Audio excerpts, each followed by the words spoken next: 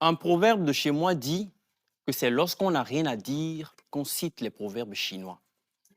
Chers membres de l'opposition, si la culture générale était une matière première, je pense que vous en serez pauvres comme le sol occidental est pauvre en pétrole. Vous nous parlez de Dangote. Dangote est né en 1957. En 1977, il a commencé ses activités commerciales. Il avait 20 ans. Quant à vous, vous nous parlez de droit. La prochaine fois que vous nous parlerez de droit, inscrivez-vous à la faculté de droit. Quant à vous, vous nous parlez de Joe Biden. Celui-là qui est tombé à cause de sa vieillesse la fois dernière dans son propre avion présidentiel. Mesdames et messieurs, notre Premier ministre vous a parlé franchement. Dans la vie, dans un combat collectif pour l'amélioration de la société, il n'y a pas de place pour l'hypocrisie. Oui, plus on vieillit, moins on a de l'avenir. La jeunesse est un don et il faut profiter de ce don maintenant. Nous, majorité, proclamons que l'avenir de l'Afrique appartient à sa jeunesse. Les capacités du système immunitaire à lutter contre les agents pathogènes diminuent considérablement lorsque nous sommes âgés. Les problèmes de santé tels que l'AVC, le cancer, le diabète augmentent avec l'âge. Selon un rapport du site Santé publique France, publié le 2 septembre 2021, lorsqu'on dénombre les cas de décès liés au Covid-19, 73% des personnes touchées en France sont âgées de 60 ans et plus. Valéry Giscard d'Estanges, Manu Dibango, Soumaïla Cissé ou Orlus Mabele ont succombé au Covid-19 à cause de leur âge avancé. Par conséquent, au fur et à mesure que nous grandissons, notre santé devient précaire. Loin de nous l'idée de dénigrer les vieillards, nous sommes réalistes. Les jeunes sont les ministres, les entrepreneurs et les bâtisseurs de demain.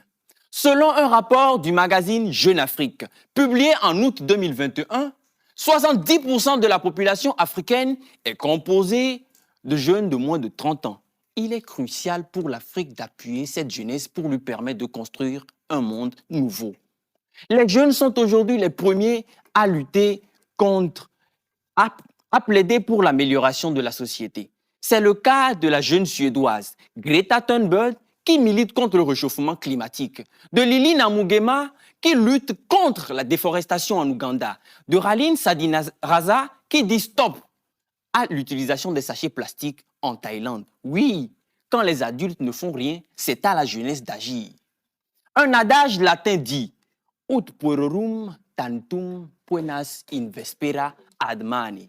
On paie cher le soir les folies du matin. Si je savais, sera votre credo si vous n'osez pas entreprendre maintenant. Les conceptions ne sont pas des choses que l'on porte le jour pour les oublier la nuit. Le manque de courage de responsables politiques qui ne cessent de s'excuser d'avoir des convictions est vraiment navrant. L'opposition qui ne cesse de nous désespérer avec son comportement agricole qui ne cadre pas avec les objectifs de notre nation. Certes, l'honorable Tigué est prise en otage dans une opposition qui s'oppose pour s'opposer sans même comprendre pourquoi elle s'oppose. Mais notre Premier ministre ne force personne à renier à ses convictions. La jeunesse, c'est le temps des échecs.